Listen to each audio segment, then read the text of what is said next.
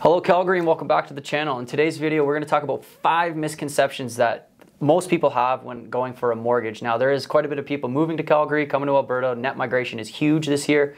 So in today's video I brought my friend along, Joel from Qantas Mortgage, and he's going to share with us a little bit of information about mortgages. So Joel, why don't you tell the people a little bit about who you are? Yeah, so my name is Joel Richards, as you said, with Qantas Mortgage Solutions. I'm based out of Calgary, but I do mortgages across country. And yeah, Calgary's been home for quite a while here now. Absolutely love it here. Just great quality of life balance and passionate about mortgages and finance. Nice, right on. Yeah, I think Calgary is definitely number one. We even spoke about it a little bit earlier too, how I truthfully believe Calgary is a little bit underrated for what it has to offer. There's just so many cool things happening. Yeah, no, definitely keep your eyes on Calgary. So let's kind of hop into it. I know a lot of people are kind of thinking, you know, a mortgage is kind of like a one-stop shop, right? If they get one mortgage, it's kind of the same everywhere else. Do you maybe want to touch on that just a little bit? Totally. So yeah, mortgages are different in terms of the terms and conditions contained within that mortgage. It's not just the interest rate, but also different from lender to lender as well.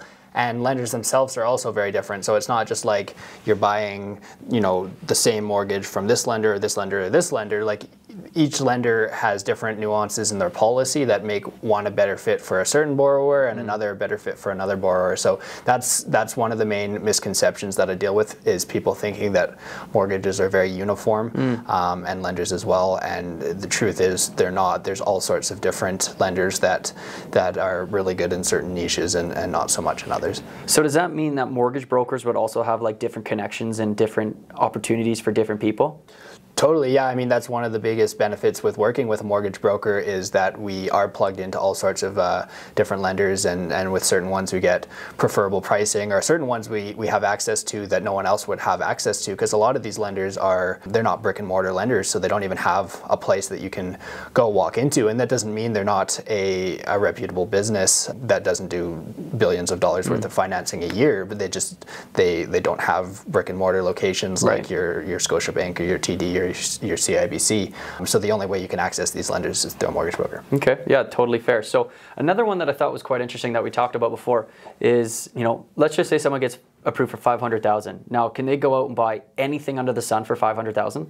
No, and that's a huge one to think about, is that your personal financial situation is one piece of the puzzle for sure, but the property itself that you're buying is also another piece of the puzzle. And so different lenders have different criteria of properties they will and won't lend on, as well as even locations that certain lenders will go and others won't. And so that's a big one that a lot of people don't think about, is they get pre-approved with their bank or whoever, and they forget to tell them that they're shopping for an acreage, or they're shopping for, or they fall in love with a condo that has post-tension cables, and all of a sudden their lender backs out because they won't finance that property type. So it's important to know that not all properties are the same, not all lenders like all different types of properties, and so that's an important discussion to be having with your mortgage broker. And even before you go and make an offer, you might be pre-approved. We might be on board with the fact that you're shopping for such and such type of property, but there's minor nuances within that it's still worth sending a copy of the listing of a property that you like to your mortgage broker,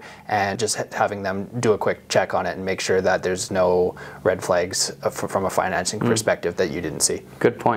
So another one that was quite interesting that I thought was, I've heard of a lot of people thinking that they really should save 20% down. So what they do, they either rent or they stay in their parents' place, whatever the case might be. What's kind of your thoughts on having to save 20%? Right, yeah, so I mean, if you have 20% down right now, that's fantastic, and you can avoid paying the CMHC or other mortgage insurer fees that get rolled into your mortgage if you have less than 20% down. So that's the main reason why people think that they have to have at least 20% down, and that's great if you have it. But if you don't, I personally do not believe that that's a valid reason to sit out of the market and not purchase a property simply because you're saving for 20% down. Because if you think of it like this, say you're purchasing a $500,000 home, so you got to save $100,000 to purchase it. Well, you could purchase that with as little as 5% down. So what is that, $25,000 or whatever? I hope my math is right. But yeah, so you know, that's to have 20% down, you'd have to save 4 times the amount of money that you might have on hand right now, and that property could be increasing by, say, on average 3% a year. So it's going to be more expensive 3 or 4 years down the road when you've actually saved that amount of money. So it's gone up in price. So now you need an even larger down payment, and your payments are going to be based off of a higher loan amount as well. But also that's equity that has appreciated to the current owner of the property that now you're having to pay for when you purchase it down the road with 20% down. Whereas if you bought it with, say, 5 or 10% down, sure, you pay a CMHC mortgage default insurance premium that gets rolled into your mortgage. You get a slightly better interest rate because of it too, and we'll get into that in a second. So sure, you pay that premium, but now you're paying down that mortgage sooner. You're also benefiting from when the price goes up. That's your price appreciation that goes into your pocket, not the seller's pocket down the road. So in the long run, I think that, you know, if you can get your foot on that ladder sooner, and that rising tide is going to lift all boats. I mean, markets go up and down, but on average they go up over the long term. And so I personally think, you know, if you're going to buy with 5 or 10% down, it's better to get in sooner than later. Oh, and you never know when a market's going to blow up like it did over these past couple of years. Seriously. And people who bought with 5% in 2019 and then all of a sudden saw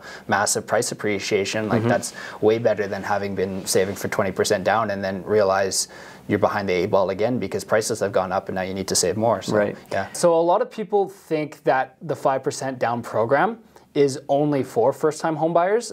So they think, okay, like if I've owned a home before, now every property that I have to buy in the future, I need 20% down for.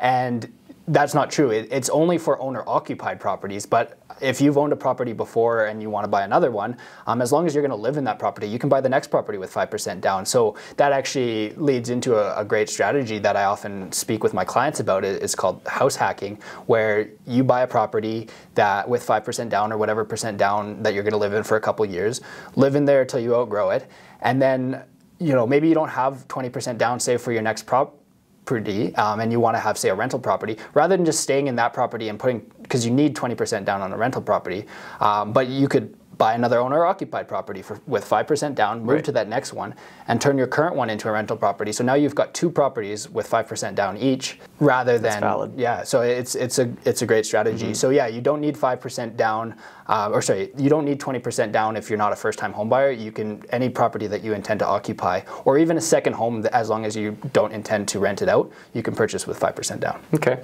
and then so with larger down payments, so we're kind of going back just a little bit here. I would imagine some people think, you know, a larger down payment means they get a little bit more of a benefit with interest rates or something else along those lines. Like, is that true, or? Yeah, so it's kind of interesting. Yeah, I talk to a lot of people and they're like, why is my interest rate if I'm putting 20% down slightly higher than it would be if I'm putting 5 or 10% down?